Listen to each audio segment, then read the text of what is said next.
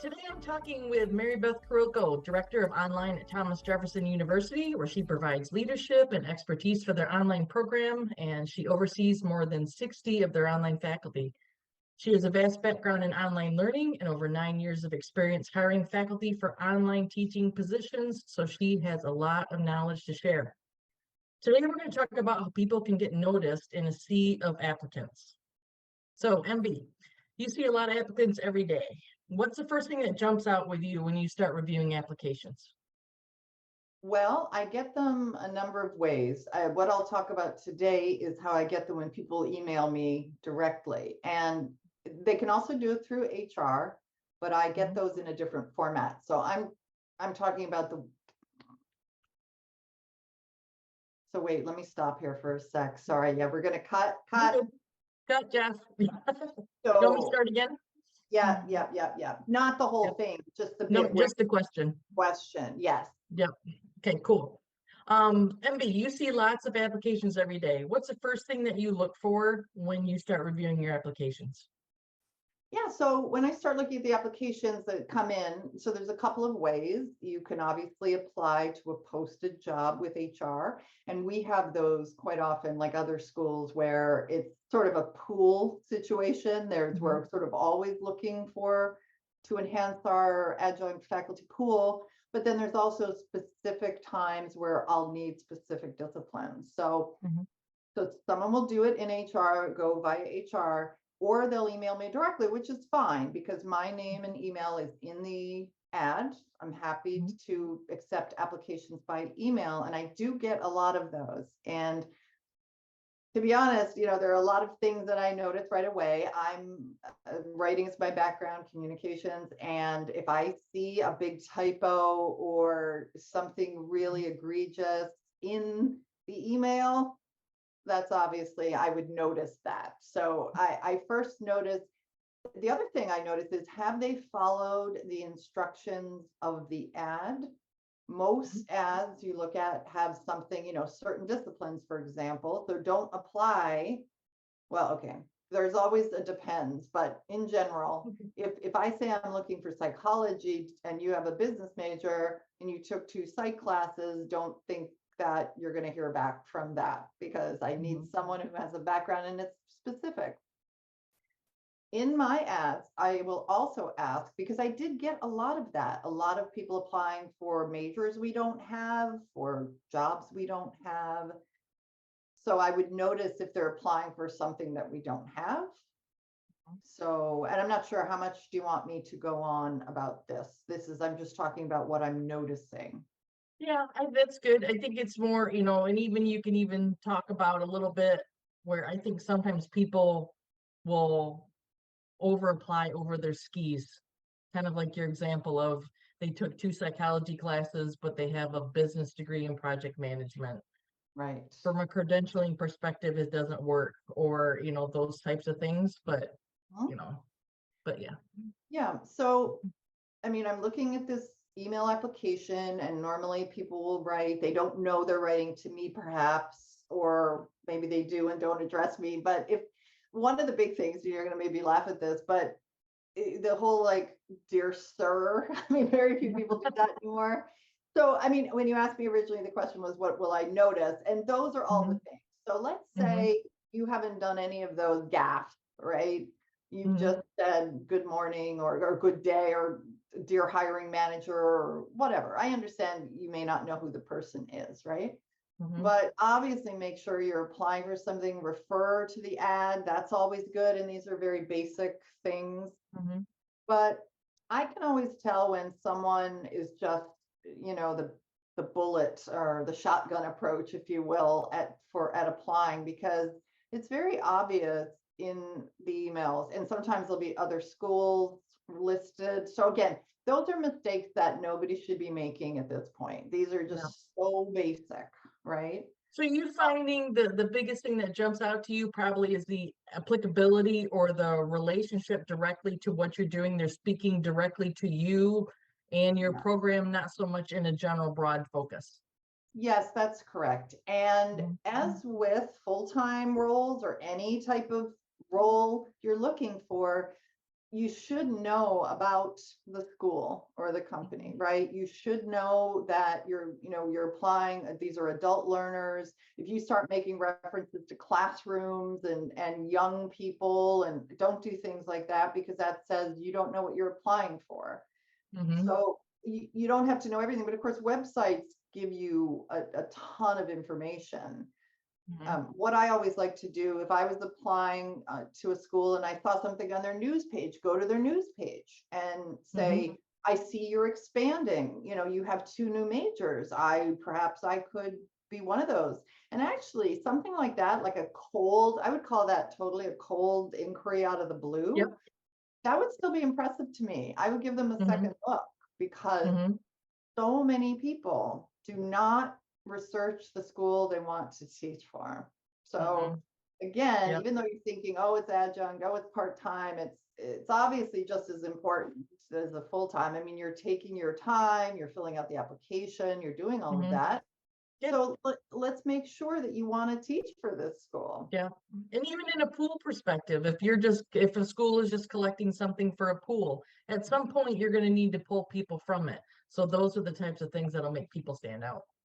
That's exactly right. And talking about the pool, I have an email folder just for, these applications that come Mhm. in, and I may not actually have them filtered right in so they don't interrupt my whole day and I start thinking about it. But Yeah. if I need people, and that's the other thing, timing is very important, because Mhm. I know, Sheila, you've told me that a lot of people and a lot of us, I mean, I know you and I have been in the situation looking for work, part-time, full-time, whatever. We don't hear back and we're like, we're awesome. How can they not need me or want me?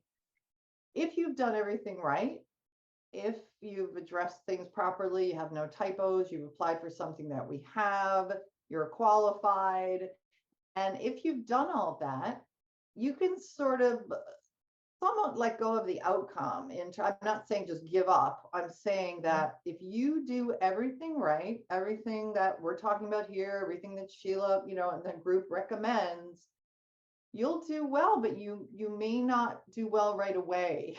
So I have situations where I will go into that pool, and someone from a year ago, I will go, oh, okay, we need that right now. Right. Because remember, most schools have ideally pretty stable adjunct Mhm. pools, right? So I'm not hiring all the time. I'm hiring when Mhm. we have a need. I'm hiring if someone unfortunately gets ill, or then I'm hiring, then I'm looking. So then I'll Mhm. go into the pool and say, oh, no, no, typo, no, no, don't like that. No, doesn't apply. And then say, because I do keep those, I don't delete those right Mhm. away, but they are filtered into a folder. Mhm. And I'll say, I'll get in touch with the person. I know this was a year ago. Are you still interested? Are you available? The flip side of that, I needed someone a couple of weeks ago for online anatomy and physiology. And it just came up. Actually, someone reminded me that, you only have one person and they're at overload. So you better find someone. That day, I got an email from someone in Arizona, a medical doctor, someone who's perfect. When I Mhm. read it, I thought, what, what a fortune for him and me. But that's Right. the point about timing, right? Because if Mhm. he had applied before, we only recently put A&P online. Mhm. If he had applied before that, uh, it would have sat there. Nothing would have happened. It would have been his fault. He's Right. fantastic qualified, right? Right. So I do think it's important not to get discouraged if you're doing all the things that you can see to do, Mhm. because oh, and speaking of, we just put something online. When you're doing your research and looking at the school and getting a sense for the students and what they're doing, obviously you want to make sure when you look at the courses, go to the course level and see, Mhm. if you're teaching all online sciences with labs, we only started offering those last year, online labs. Mhm.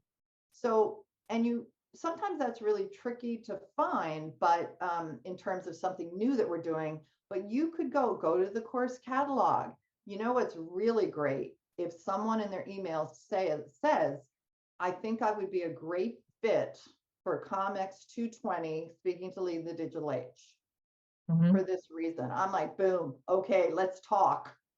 Mhm. You know, you still have to do the interview, whatever, but Right. so anything like that that says to me that you know who we are, you know what you're applying for. And that's in, again, I all this time I've been mostly just talking about the cover letter, which I know is a question that sometimes people, Mhm. is the cover letter dead? How important is it? And to me, it's pretty important if you're going directly. I think no, you can upload a cover letter if you do it through HR. Mhm. But if you email someone directly, if you have an email address, for example, you do need, I think the cover letter is important because that's where, don't just revamp your CV. That's where you Mhm. say, I see that you've recently won the award for top labs online, or whatever the school might be. You know, schools Right. promote every tiny little accomplishment. So Mhm. look at their news, see if you can help, see if you can, because that's what you're doing, right? You're helping me because finding good people, recruiting, keeping, managing good instructors, good employees is Mhm. difficult. And you can make it a lot easier for me if you say, look, I know who Jefferson is. Your students seem to be, there's only so much you can know from the website, but I've looked. I think I'd be great at this course. And that's in the cover email, cover letter, whatever. Mhm. Yeah, that's Worst thing fantastic. the worst thing Yeah. you can do, so just one final thing about the emails and things, is if you just, it's the email that comes in, it says adjunct role or something like that, and it has no content. It just, here's my CV, let me know if you can use me. Yeah, I'm never calling it, never reaching out to that person. They've Yeah. given me nothing. They're making me work. Now I have to open their attachments, right? Mhm. They have not attached, they've attached something, but in the body, I don't know what they're teaching. I don't know what discipline it is. And I get a lot of those, actually. Mhm. I really Mhm. get a lot of those. And part of me It feels shows like, the importance of the extra step, yes, being vested in what you're trying to do, personalizing yourself, doing a little personal selling, so to speak, for yes, yourself to try to get those roles to stand out instead of just trying to generalize as you do, because like you said, you will get overlooked. yeah, Um, that's right. to kind of segue a little bit to talk about, once you get this, someone's got your attention, now you're looking at their CV. Right. What types of information, what speaks to you? What are some of the most important things? Is it education? Is it teaching philosophy and those views? Is it the extra things that they do? What types of things are important to you? Now, to reiterate, you're asking to me because I Yeah. don't want you to think like I don't care, or I shouldn't say I don't care, but I don't need or look at a teaching philosophy. Now, Mm-hmm. that's me, what I'm doing. I'm not Mm-hmm. giving you blanket advice, get rid of it's not my role here. My role is just to say what I do. Mm-hmm. So if you send one, that's fine. I'll glance at it maybe. Mm-hmm. But to be honest, again, when they say about hiring managers, how many seconds you have, and it's very true. I'll just Mm-hmm. I'll just look at it and say, do they have the degrees? Yes. Have they taught in the field? Yes. Have they worked in the field? Yes. Those are three great things that I need. I normally don't hire people who haven't taught and taught online. I will Mm-hmm. in a pinch if someone is taught in person and I need that person, I will work with them. But generally, and I know you're going to ask me a question later about what if someone has little to no experience, which I'll talk about because I have an answer for that. That's not Yeah. forget about it or whatever. I have some thoughts on that. But so getting back to the CV, one of the most helpful things for me is knowing, okay, so you have your courses you've taught, and Mm-hmm. so often people don't write what modality. So was it online? Was it hybrid? Was it in person?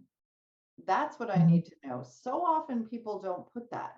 And Mm-hmm. ideally, I would almost like to see like a table of courses you've taught or something. I want all the courses you've taught. It doesn't matter really where you put them. I mean, somebody might say, I have my CV. I like the way it's formatted. Okay.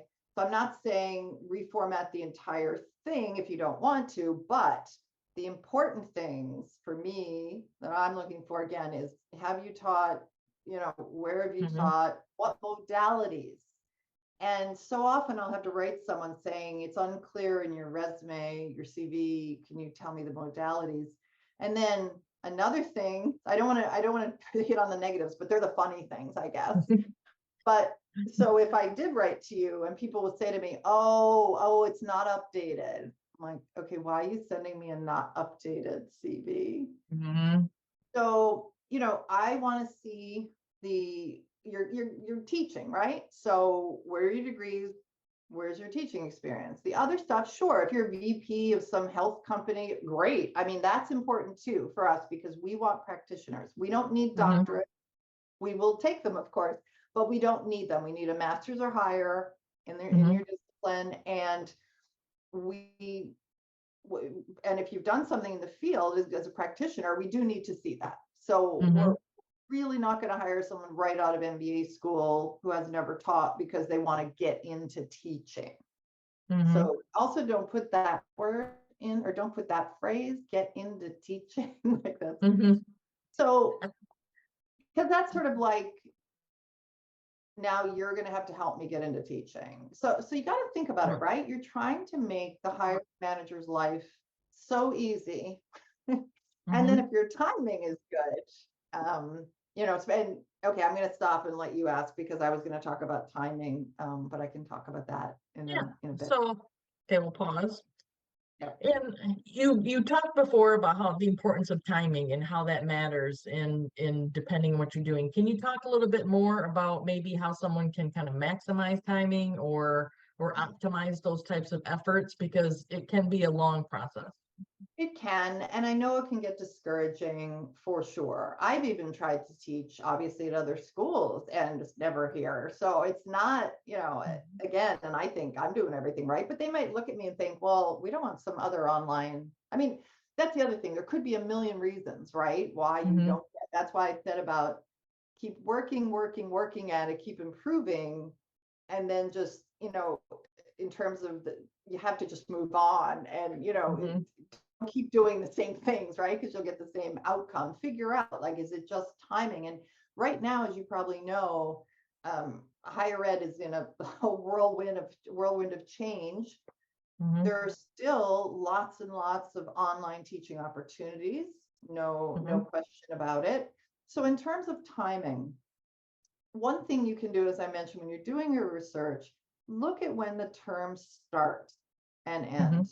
Now, of course, I realize that can be difficult to find. Like, as I'm saying this, I'm thinking, where would someone find that on our site?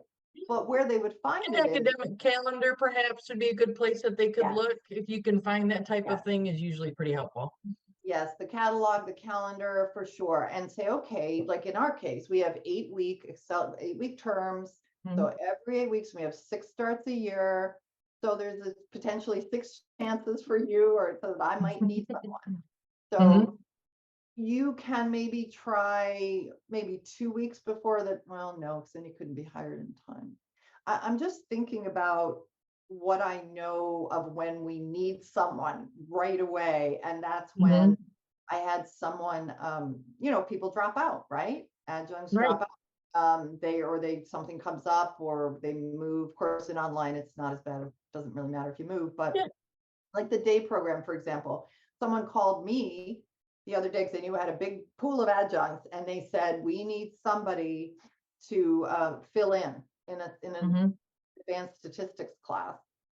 And I ended up helping them and getting them someone from my pool. So, and I have a graduate program that also asks me. So, there are so many variables, right? But if you're the one who has this great letter or great email, wonderful CV, I used to actually have a folder that said to hire. So you want to get in that folder, right? And really, I get a lot of business people with business backgrounds. And to be quite honest, our business program is quite small. And Mhm. I generally don't need a lot of business people, but that's just me and my program, right? Right. So if that's Mhm. why now I do targeted ads with disciplines that I need. Mhm. And if I say in the job ad, please review our curriculum, give the link even, and Mhm. let me know what you can teach, virtually no one does that. I mean, Mhm. when someone does it, I'm like, oh, you Yeah. read the instruction. Yep. You bring up a good point though. You're talking about too, even for myself, I teach a lot of management, marketing, quality type courses. Sometimes people assume everybody has that type of program and it's vast and they need all these people. That's a very relevant point, which ties back to your research point. Mhm. Look at that catalog, look at the depth and breadth of the courses. If they have a small business program, as you mentioned, maybe they already have a lot of it, that your chances probably getting hired there for those types are not as big as, say, a health type professional where you have more courses where you would have a broader chance. So that's fantastic. Um, Mhm. you mentioned before, kind of as a kind of a wrap up for some of this as we look at this and say, you mentioned someone maybe who's fresh out, or maybe fresh out of a doctorate, fresh out of a master's, Oh, maybe has lots of experience, but you know, they want to start teaching.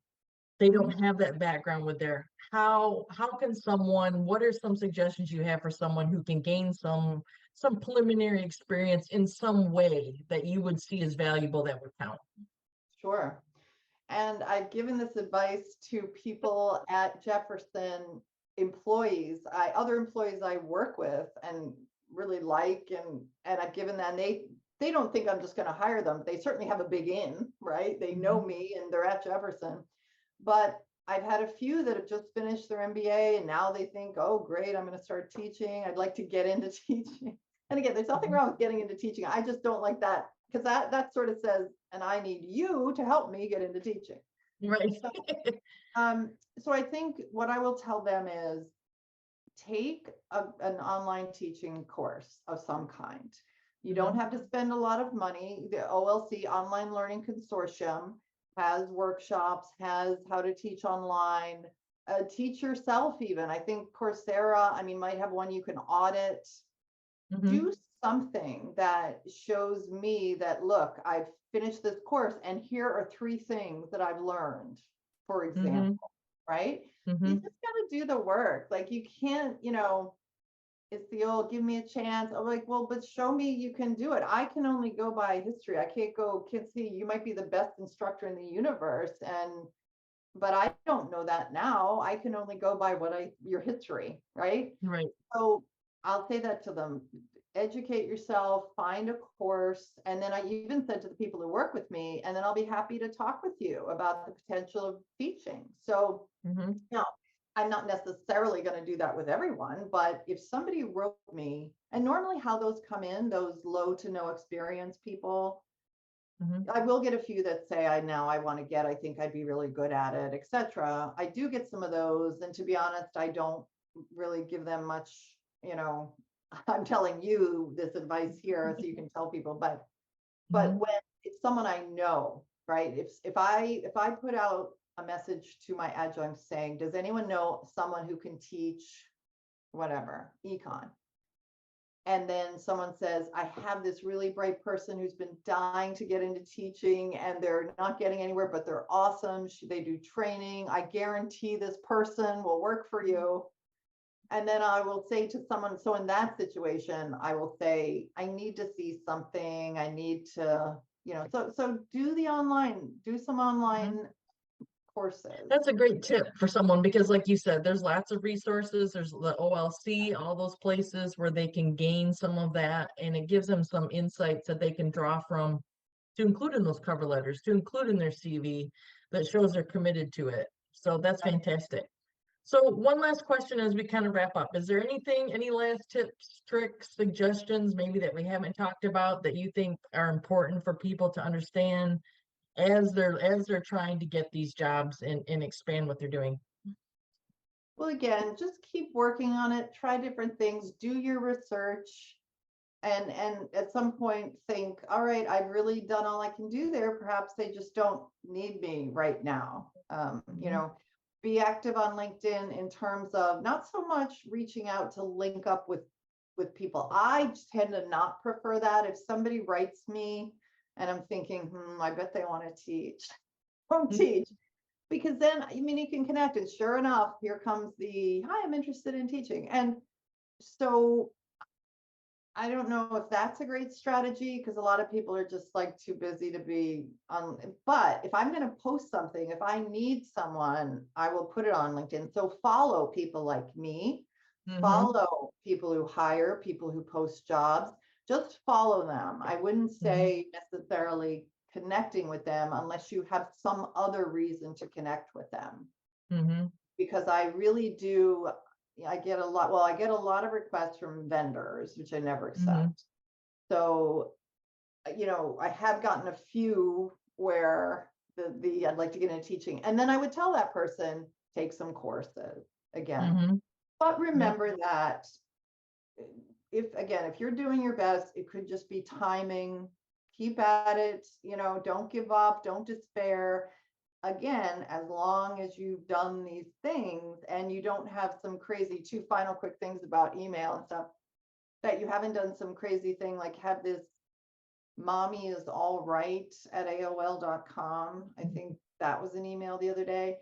I I used to say this sounds so 1997, right? Like, don't get an email that's, vulgar or whatever, but people still do it. And it's not a deal breaker totally, but you should have a professional email address. And I am, now this is speaking as MB, speaking for nobody else in the world, but except my friends who agree with me on this one. I email signature lines with quotes, and I don't care for those because quite often they're incorrect and they're misquoting someone. And also, I mean, and there's controversy about this. A lot of people like to put Bible quotes in emails and Mhm. stuff. And, you know, I don't want to be all controversial and whatnot, but I think it's for business. Let's just keep it professional. Let's keep, things like that, no matter what it is, not just religion, but Right. anything that's kind of this quote that you may or may not get correct.